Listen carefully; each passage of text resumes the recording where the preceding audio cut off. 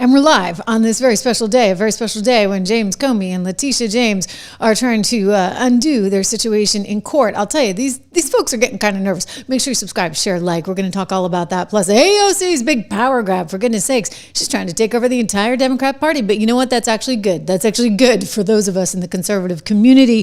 So we'll get into that. But this is a big deal here. James Comey, Letitia James pleading their side of the things, which is not going so well for them, if you ask me, and I'm going to explain. Plus, we're looking at a snap overhaul. It's all happening, right, as Donald Trump reopens the government. He did this late last night. Quite a little ceremony.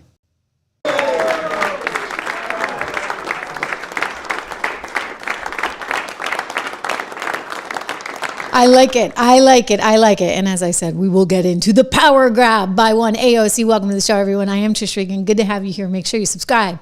Make sure you like. Make sure you comment. You know I read the comments. And when I respond, it's really me. It really is. 100%, 1,000%. Letitia James, James Comey in court today. You see their legal teams are trying to somehow get this whole situation thrown out. But I got news for them.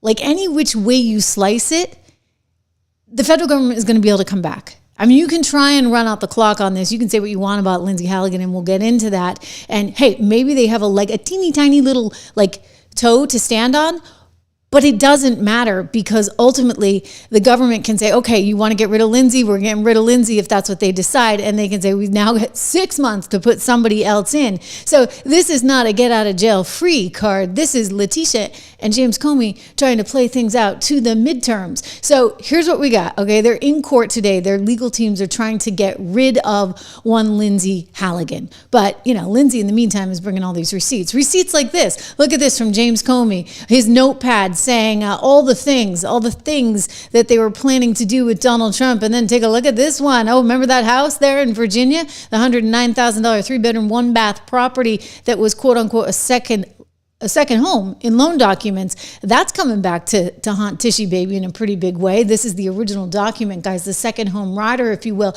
The second home rider dated in August of 2020 that basically said she was only going to use it for maybe some tiny short-term rentals. She wasn't actually going to rent the thing out entirely, but according to the electric bills, she was renting it to the niece, who was actually also some kind of alleged fugitive. I don't even think I need to say alleged in that case because they were looking for her, the parole officers down in the Carolinas, but somehow she'd hightailed it to Auntie Tish's house in Virginia. And then we have this mortgage on the original document, which she says, okay, well, this is bogus. There's nothing to see here.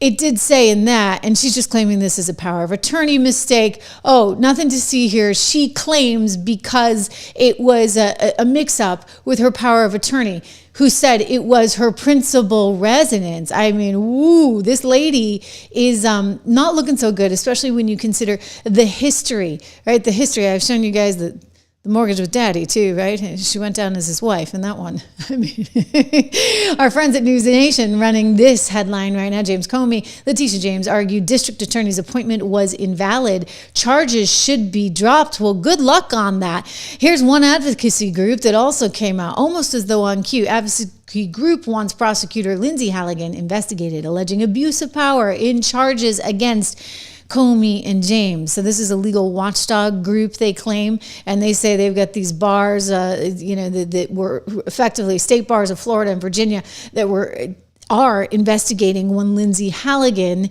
because they say that she's actually breaking the rules, violating the Virginia State Bar's ethical rules for lawyers in the handling of the criminal charges against Comey and James on behalf of President Trump. They're saying that she never should have moved forward with the indictment because others had chosen not to, and that somehow this was a breach of her power and that she had an overreach here, to which I would just say, you want to talk overreach? Okay, we will talk overreach. I can talk overreach all day long with you people.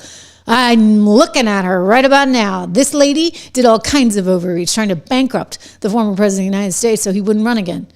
4 days after a judge ordered Donald Trump to pay $355 million for a decade of fraud, New York Attorney General Letitia James says she's prepared to do everything she can to make sure the former president pays his fine, including, she told us, seizing the buildings that bear his name. If he does not have funds to pay off the judgment, then we will seek, judgment enforcement mechanisms in court, and we will ask the judge to seize his assets. Oh, okay. Well, I got news for her. That's really not going to go anywhere. You know why it's not going to? You said, again, just to go back, if you're just joining us right now, Letitia James and James Comey are in court, and they're really getting nervous because all kinds of things have come out. Comey, they're going after him because they're alleging he lied to Congress, that he was part of that whole plot in 2016 to take down the president with Russia. And with Letitia James, I mean, she's got a few different cases going on, right? There's the one in the state of New York where the DOJ, the U.S. attorney in New York, is looking into whether she violated the civil rights of Donald Trump by doing exactly what I just showed you, trying to take all his properties. I mean, it's like we're living in Venezuela or something, Hugo Chavez times 2. And now we've got her in Virginia, where she may have committed fraud, like full-blown fraud, on those mortgage applications, thereby saving herself, in some cases, between $15,000 and $20,000. So you can't do that. You can't. But their argument in this particular case, and it's an argument that, I'm a straight shooter, you know that, and I'm not a legal scholar, but Andy McCarthy is, and I want to go to some sound from him because he lays it out pretty well, and he also puts forward this, which I want to leave you with before we watch the soundbite, and that is that the federal government has 6 months to replace Lindsay Halligan in the event that the courts decide she can't actually occupy the position. Now, what's really wild is that the person that was occupying the position previously, he's actually good friends, apparently, with the son-in-law of one James Comey, and he turned down the opportunity to move forward on this case. Well, the fact that he turned it down, they're trying to use that as evidence that it shouldn't be a case, which, is completely bogus, because I think if we go back to what Bongino said, remember my friend Bongino saying no one is safe, they're not going to buy any of that? Here's the clip.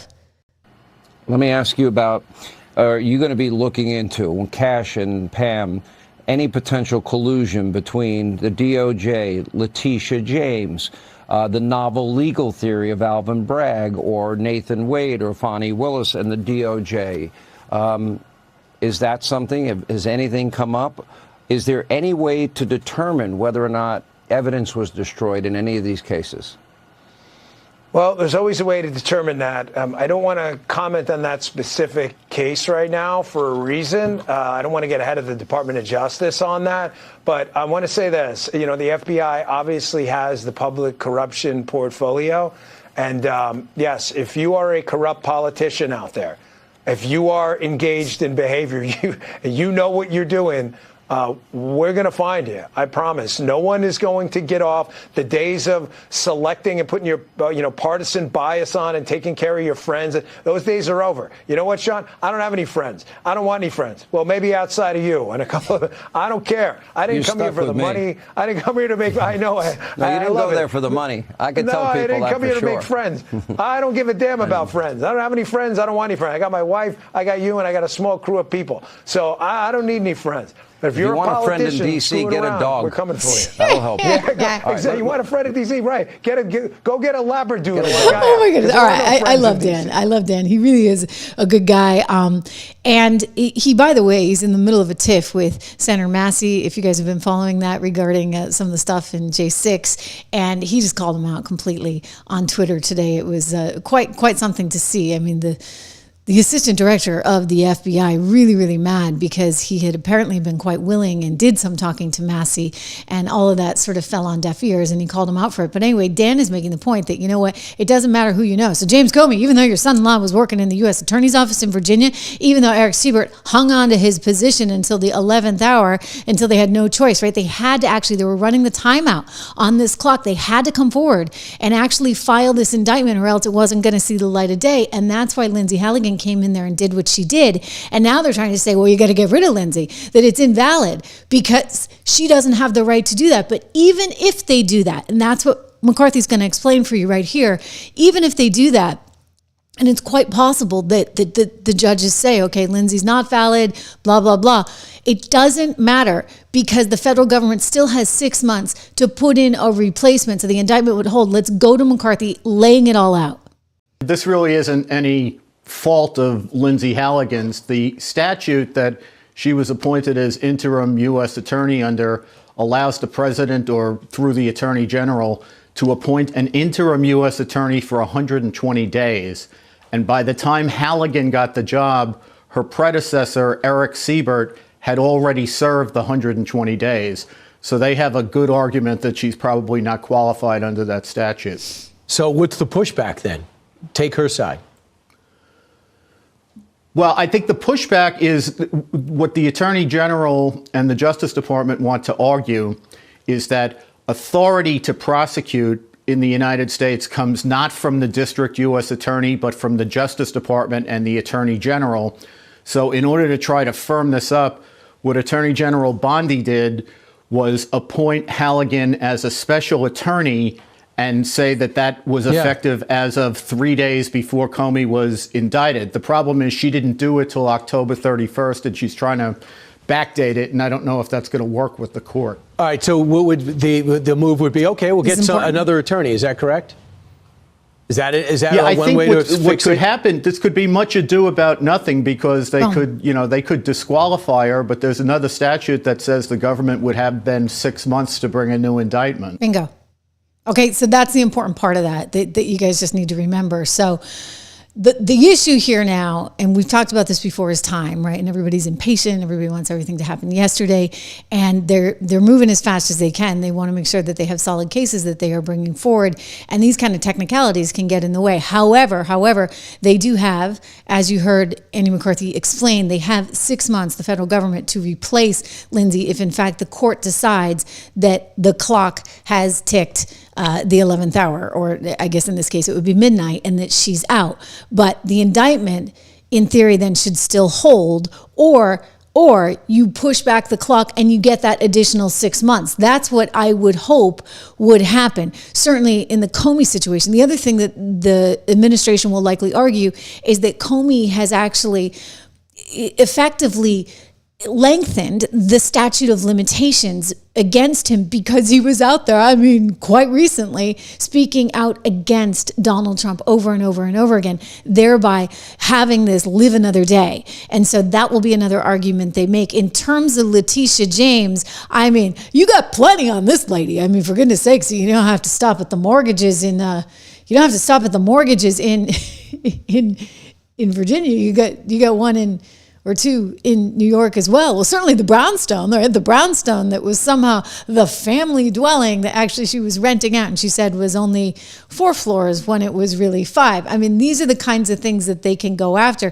Don't forget, Comey has won himself no friends there because of all of the exhibits that have come forward, and even Democrats are looking at this going, oh gosh, this doesn't look good, because he wrote on FBI stationery that he was going after John Kerry, or rather John Kerry was going after Donald Trump. He wrote about the debts to Moscow, which were not actually true. He talked about the journalists that maybe he should be talking to in light of all this. And he's got emails, right, with his friend. This has all come out, you guys. The Columbia Law School professor that was willing to stump for him, and by the way, was on the FBI's payroll. I mean, given new meaning, shall we say, right, to deep state. Then there is this text exchange. This is part of Exhibit 10 that Lindsay put forward, where you've got this FBI special employee who went by another name. I mean, I'll tell you, he's no match for Comey, though. Do you see this one? Reinhold Neubauer, 7@gmail.com. That's Comey's fake name. Who comes up with this stuff? Only Comey. Anyway, he's lied, and I want to share with you some of those lies. If you watch the Trish Regan show, you know this, but he is accused. I should be, he's going to debate semantics here, but well, I'll just play you this sound and you tell me what you think, okay? Here we go. Wow, there's this little thing called tape. Director Comey, have you ever been an anonymous source in news reports about matters relating to the Trump investigation or the Clinton investigation? Never. Have you ever authorized someone else at the FBI to be an anonymous source in news reports about the Trump investigation or the Clinton investigation? No. I needed to get that out into the public square, and so I asked a friend of mine to share the content of the memo with a reporter. Didn't do it myself for a variety of reasons, but I asked him to because I thought that might prompt the appointment of a special counsel. And there we have it. There you have it indeed. Okay, so he was looking for that special counsel. He wanted that all along and was trying to stack the deck effectively to make sure that all of that happened. And listen, Comey, Letitia, they are not the only ones in trouble right now. You get basically all of the deep state, if you would, for the Obama intel operation that's under the microscope right now. I want to go to Jim Jordan and James Comey because, James Comer, forgive me, different James. With the last name that begins with the C. Anyway, Comer and Jordan were on with Andy last night, and they were like, look, Comey is one problem, but he's just the tip of the iceberg. We have like all of these people that we're investigating. I'll let them say it. Let's go straight to Jim Jordan right now. Your thoughts on Mr. Higher Honor, Jim Jordan? Well, yeah, I mean, and he's not the only one, Sean. I mean, we just referred John Brennan 3 weeks ago because we believe he definitely lied to Congress when he told us that he wasn't involved with the dossier and didn't want it included in the intelligence community assessment. Only problem is, Tulsi Gabbard declassified and released a report from the House Intelligence Committee, which said just the opposite, said he was involved, did want it in. In fact, he was approached by a CIA official who said, Mr. Brennan, this dossier doesn't hold up, we shouldn't include it. Brennan's response was, yeah, but doesn't it ring true? Wow. Showing his motivation, his motive was to just go after President Trump, even though the evidence wasn't there. So not only Comey, but Brennan, and frankly, we're looking into Jack Smith and his team because two of his deputies, who we've already deposed, took the Fifth Amendment 71 and 73 times respectively to some basic questions. And so we're working on getting the documents from Cash and from Pam Bondi at the Justice Department. So we're ready for the deposition when we bring Jack Smith in real soon. Yeah, that'll be interesting. Very, very interesting to watch. I mean, we're talking, that one should be primetime TV, right? Remember how the Dems did that with the J6 hearings? I think we should be watching the new round of the J6 hearings with Jack Smith in primetime television, ladies and gentlemen. You heard him say something kind of interesting. He referred to the fact that they didn't have any evidence, that Brennan didn't have any evidence, that Comey didn't have any evidence. Well, Brennan, don't forget, he didn't care about evidence, right? Back to 2017 when he said as much. Did you find direct evidence of collusion between the Trump campaign and Putin in Moscow while you were there? Mr. Rooney, I never was an FBI agent. I never was a prosecutor, so I really don't do evidence. I do intelligence throughout the course of my career. You idiot! How dare you? I mean, I don't do evidence. I just do intelligence, right? for whoever wants it, apparently. So this is going to be a big problem. I mean, he's looking at an indictment out of South Florida, and good luck, buddy. I mean, I think that it's basically come out. You guys made up the entire thing. So the next question is, if you made up the entire thing, and I realize these are just allegations, but it's pretty well sort of understood, right? We can go with some of the basics. That the Russia thing was a bunch of disinformation put out by the Hillary Clinton campaign, bought and paid for by her. Perkins Coie was the law firm that paid Fusion GPS, that went out and hired Christopher Steele, and he went and called his buddies, a bunch of ex-Russian, MI6 agents. And this is what they came up with. But it wasn't correct. And the FBI never, ever bothered to question it. Like, wouldn't you, if you get a document like that, and I saw it, I was like, oh, this doesn't seem like it's real. It seems like it belongs at the grocery store counter. So I'm a journalist. I'm looking at it skeptically, as one should. And yet our own FBI agents, they wouldn't look at it skeptically? No, of course not. No, they just wanted to get in there and do whatever damage apparently they could. And so then you have to ask yourself, what was that about? And you fast forward to even what was going on with the Hunter Biden laptop, and that they lied to us so blatantly, obviously for political reasons. So that has to be dealt with. I'm sorry, like, this matters no matter what side of the aisle you're on. That has to be dealt with. And believe me, I think it's going to be dealt with. I really do.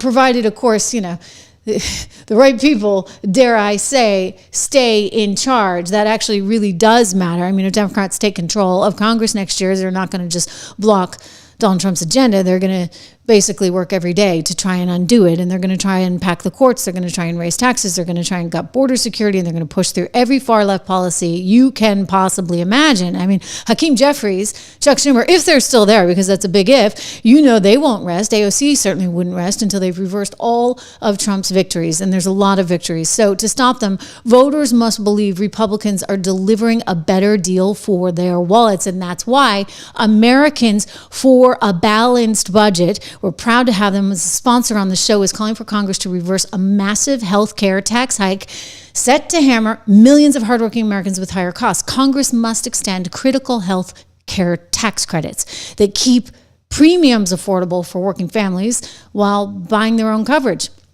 It's something that actually the president wants and even spoke about today. With open enrollment underway, many are already facing sticker shock. Monthly premiums, they're set to double for most. Boy, Obamacare went over well, right? But the good news is there's still time to act. Congress is going to move now, because if Congress doesn't, you are effectively handing the Democrats a political gift, and one that they're going to use to try and take back their power and block the Trump agenda and impose their woke progressive ideas on all of America. So this is why it's really important. Go visit right now. StopHealthCareHikes.com, StopHealthCareHikes.com, and do your part to tell Congress it's important to extend the healthcare tax credits before it's too late. Again, portions of the Trish Regan Show brought to you by Americans for a Balanced Budget. Big stuff going on there. And speaking about a balanced budget, I mean, hey, they want to redo the whole SNAP program. I mean, this is a big deal. I don't think, what's going on with that?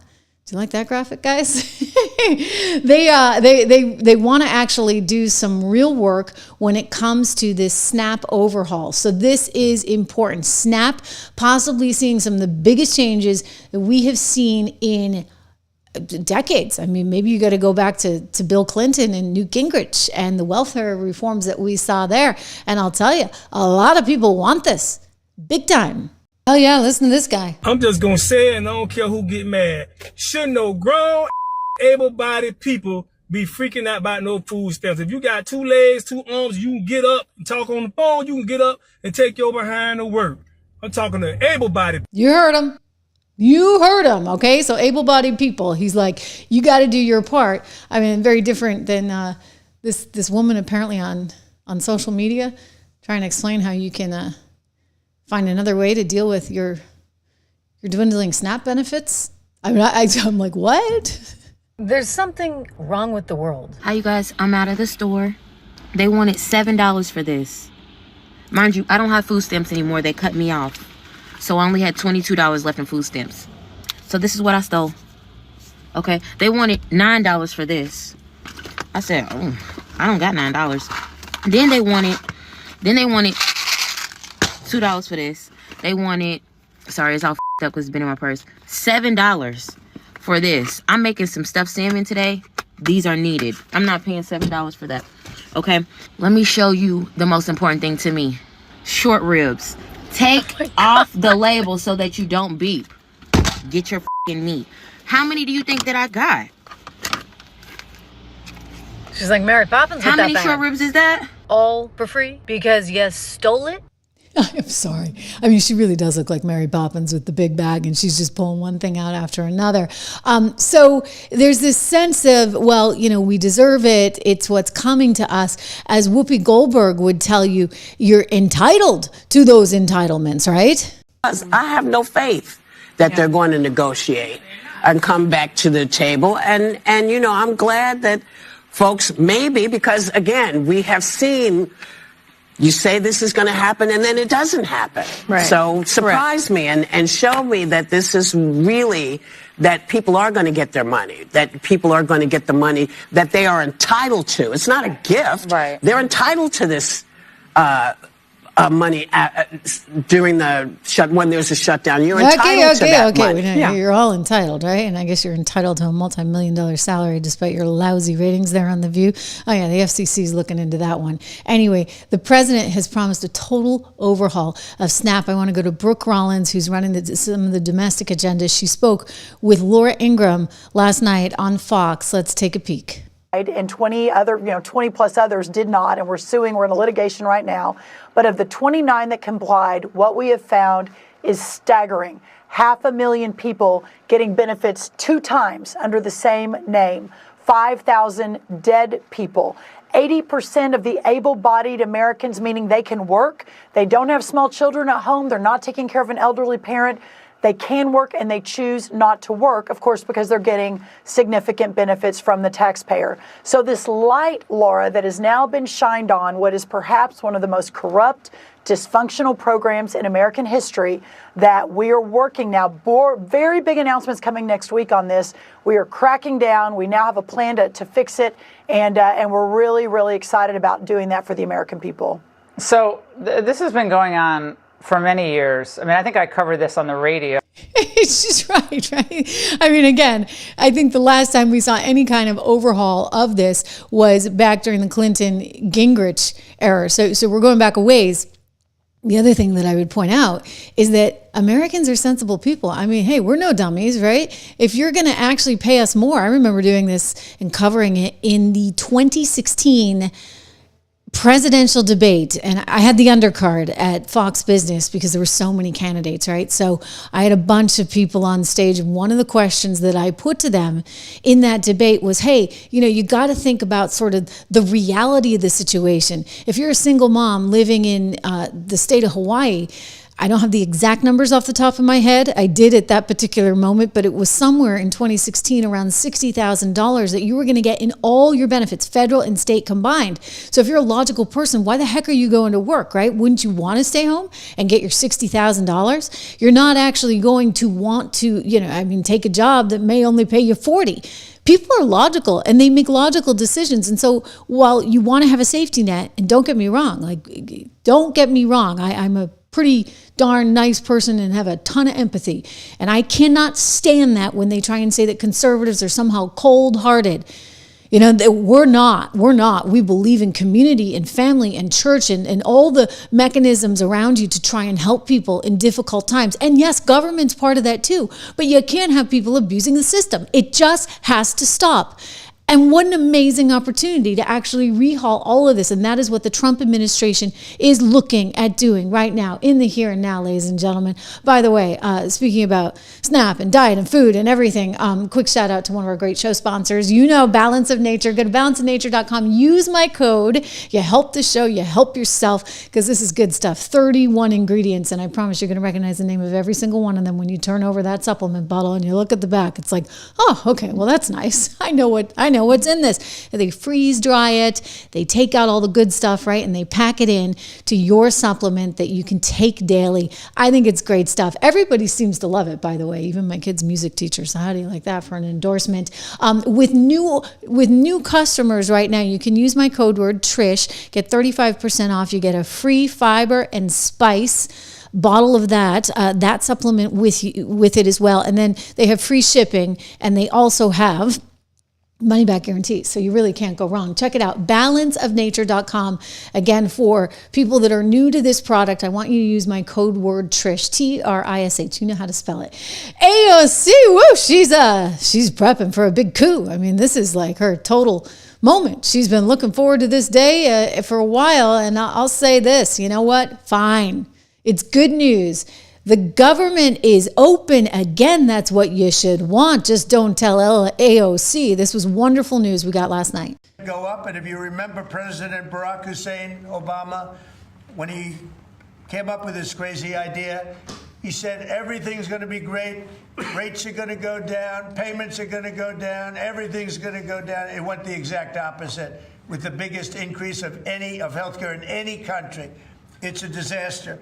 And I'm calling today for insurance companies not to be paid, but for the money, this massive amount of money, to be paid directly to the people of our country so that they can buy their own health care, which will be far better and far less expensive than the disaster known as Obamacare. And I've had, I think, great support. I've even had Democrat support.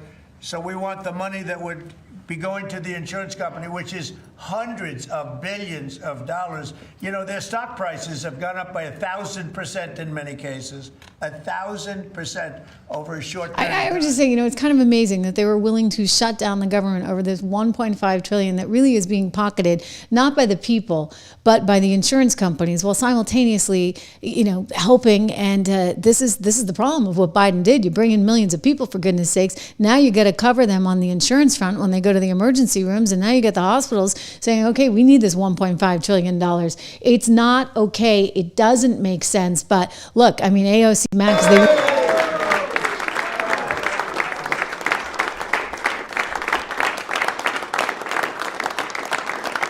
Good to see. Good to see. Good to see. Hello. Thank you very much. I don't know if you have questions. I think I know it's hard to hear it, but he said thank you very much. He actually didn't take any questions last night, but it was good to see that moment. Not so good for AOC. She's actually really angry. She didn't want them to reopen the government, and she made that clear. I am going to warn you first. You know her voice is very, very hard to take. It's like nails on the chalkboard.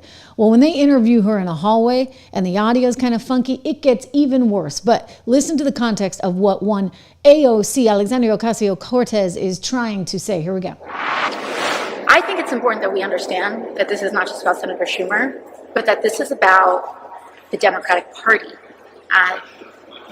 Senator Schumer, there's no one vote that ended this shutdown. We are talking about a coordinated effort of 8 senators with the knowledge of Leader Schumer voting to break with the entire Democratic Party in exchange for nothing. And now people's health care costs.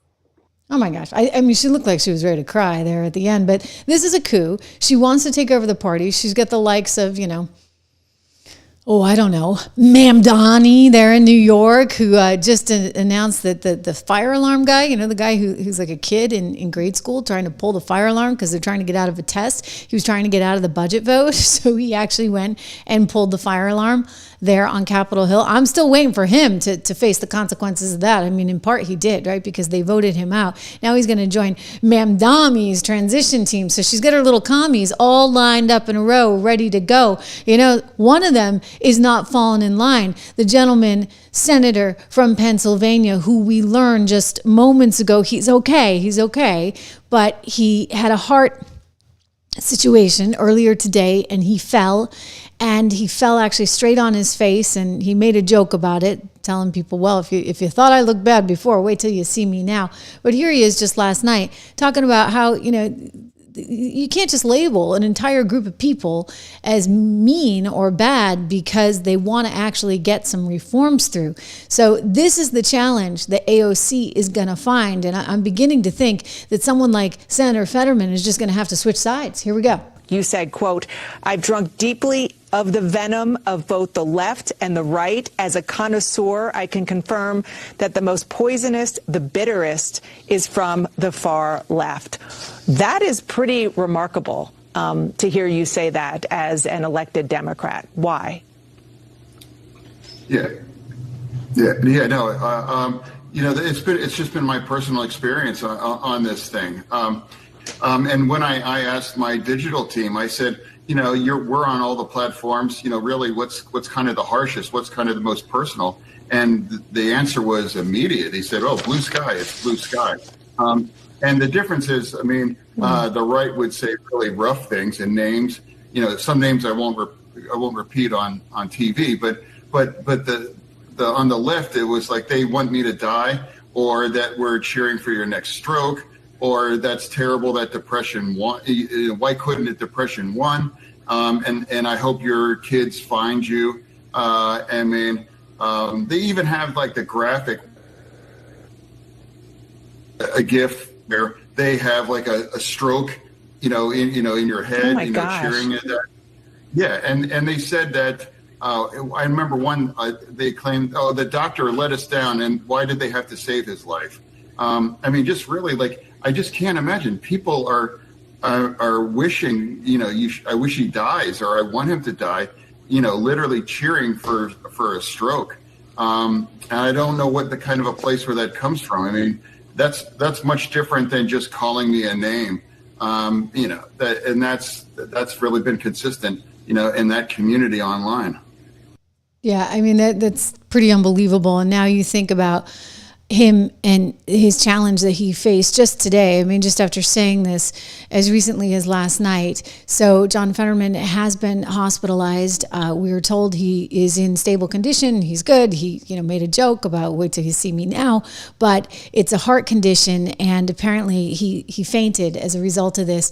And, it's just, it comes at a tough time when I think the party is really seeking this new direction. You've got AOC trying to hold people hostage and take it one way, while Fetterman is just actually trying to talk some common sense. I mean, as he tried to do on The View the other day. Good luck on, dealing with the likes of Sonny Houston and Whoopi Goldberg. I mean, I pity him. I feel for him. No wonder he's having a heart condition, for goodness sakes. I can say that only because we do know at this point he is safe and sound. He's in the hospital. He's doing okay, and he's getting the treatment he needs. But this was, 48 hours ago? It was a horrific mistake. Governor Gavin Newsom called it pathetic and a surrender. Poll after poll found more Americans on both sides of the aisle blaming Republicans. Even Marjorie Taylor Greene blamed the GOP. As you mentioned, Democrats had big wins last week, so you had momentum. Why give in now? Why bring a butter knife to a gunfight? Are you willing to gamble that the GOP will negotiate on health care in good faith once the government reopens? Because if that gamble is wrong, 500,000 Pennsylvanians that you represent, their health care costs will skyrocket if you are wrong. And I believe you are wrong. Well, first of all, MTG is quite literally the last person in America that I'm going to take advice or to get their kinds of my leadership and values from. And now if Democrats are celebrating crazy pants like that, then that's on them. And now I don't need a lecture. I don't need a lecture from whether it's Bernie or the governor in California, because they are representing very deep blue kinds of populations. And a lot of those things were part of the extreme. And now remember, what really needs to win, the big win, is involving my state and other states and those things. And why have we arrived here after the election a year ago?